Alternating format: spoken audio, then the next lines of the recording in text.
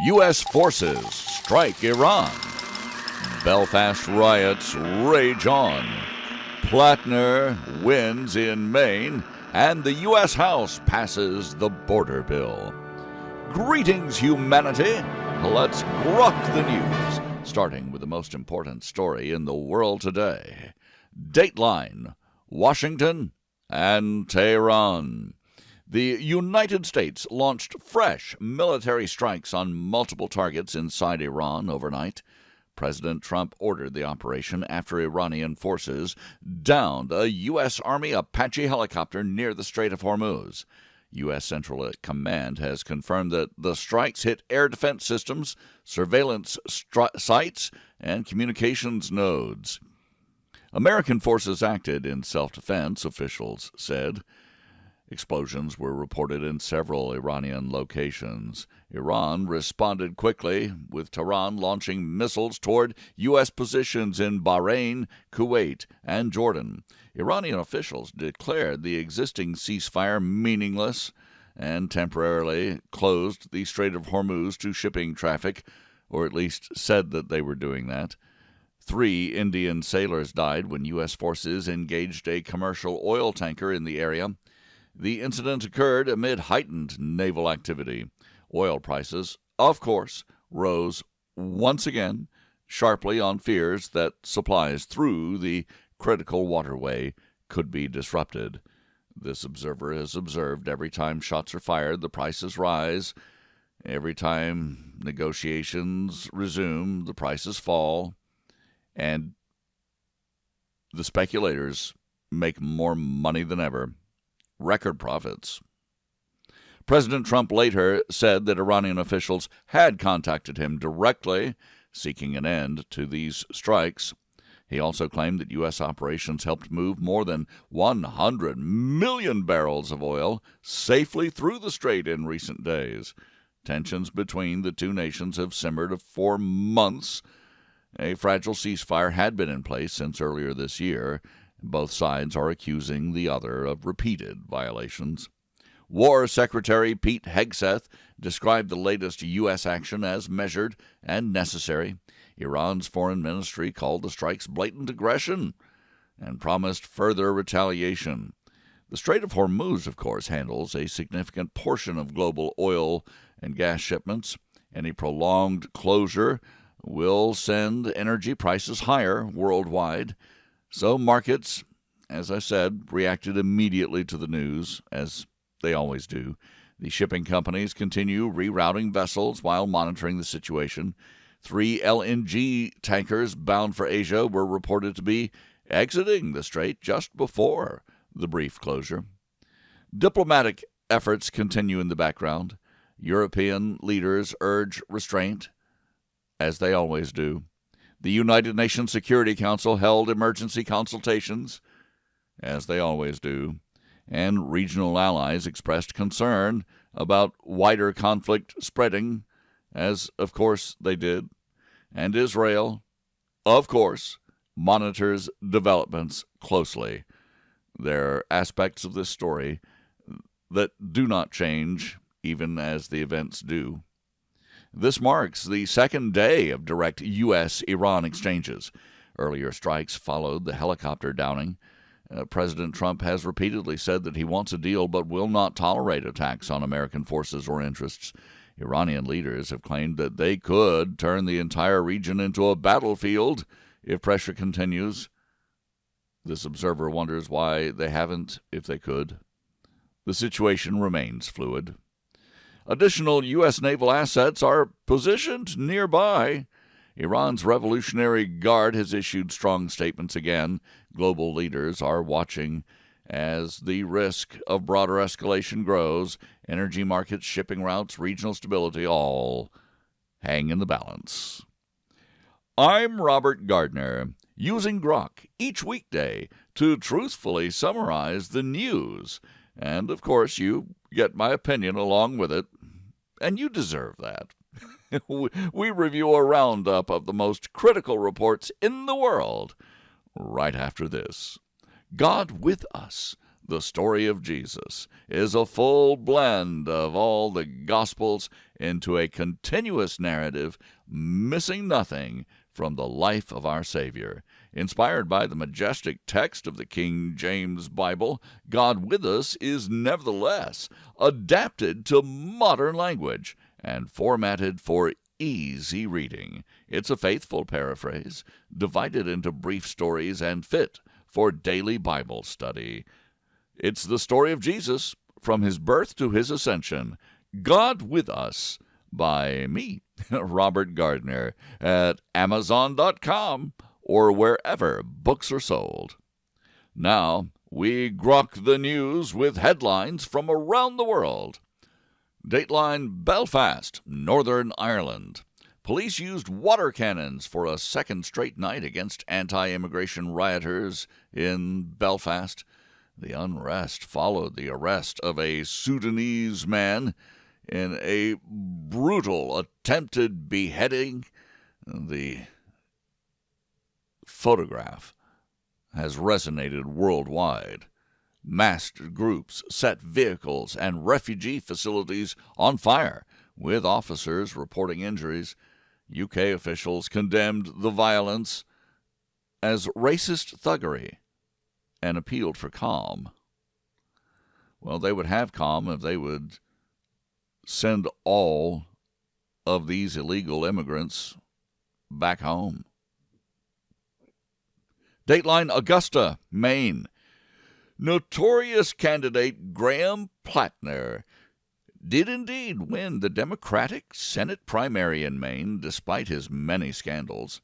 He will face incumbent Republican Senator Susan Collins in November. National Democrats are viewing the race as so critical for Senate control that they are willing to overlook Platner's Nazi tattoo, his many unsavory statements, and they refuse to believe the women who allege various improprieties. Republicans have already launched attacks highlighting Platner's many controversies. Dateline, Washington, D.C. The House of Representatives passed a $70 billion immigration enforcement bill backed by President Trump, previously passed by the U.S. Senate. The package increases funding for border security and interior immigration operations. Democrats opposed the measure, of course, calling it overly aggressive against their putative future illegal immigrant voters. That's my opinion. This represents, however, a major legislative victory for the administration, a victory that could be rendered meaningless if they don't get a hold of these fraudulent elections. Dateline, Washington, D.C. Bill Gates testified before a U.S. House committee investigating his past meetings with Jeffrey Epstein. Gates described the association as a grave error in judgment. Well, you can say that again. It cost him his marriage. He denied any improper conduct during the hearing about his association, which cost him his marriage. The session is part of a wider probe into Epstein-related activities. Dateline, Manila. Rescue teams continue searching the rubble after a powerful earthquake struck the Philippines. The death toll has now risen, with dozens confirmed dead and thousands displaced. Officials issued and then lifted tsunami warnings. Thankfully, no major problems associated with that, but international aid is being offered to the affected areas. They need some help there. Another place in the world where help is needed, Kinshasa, Dateline, Democratic Republic of Congo. Ebola cases in the African nation have now surpassed 600. Health officials report struggles with community outreach. A protest in Kenya over a U.S. quarantine facility for Americans has turned deadly. Experts warn the outbreak could expand rapidly without urgent measures. Dateline Ottawa. Canada's government has proposed a new law banning social media for users under the age of 16. This is similar, this observer supposes, to the law passed in Australia.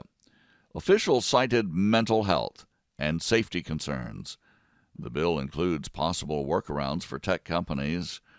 Supporters praise the protection, while critics question how it will be enforced. This observer, on one hand, has to say, yes, social media probably should not be in the hands of minors. No kidding. It has had an incredibly rough effect on this present generation. At the same time, if you don't have access, even as a young mind, you don't have access to the world, and if the world doesn't have access to you, I don't know. One just hates to see the government getting involved in speech. Dateline Bangkok. A Thailand court has sentenced 2 men to death for the 2015 Erawan shrine bombing. Do you remember that? The attack killed 20 people, including foreign tourists. Families of victims welcomed the long-awaited justice after more than a decade. Really? Has the Thailand justice system, have the Thai courts slowed down and bogged down as badly as U.S. courts? Dateline Vatican City. Pope Leo has traveled to the Canary Islands to highlight the dangers faced by migrants on sea journeys. He spoke at a site known as the Dock of Shame.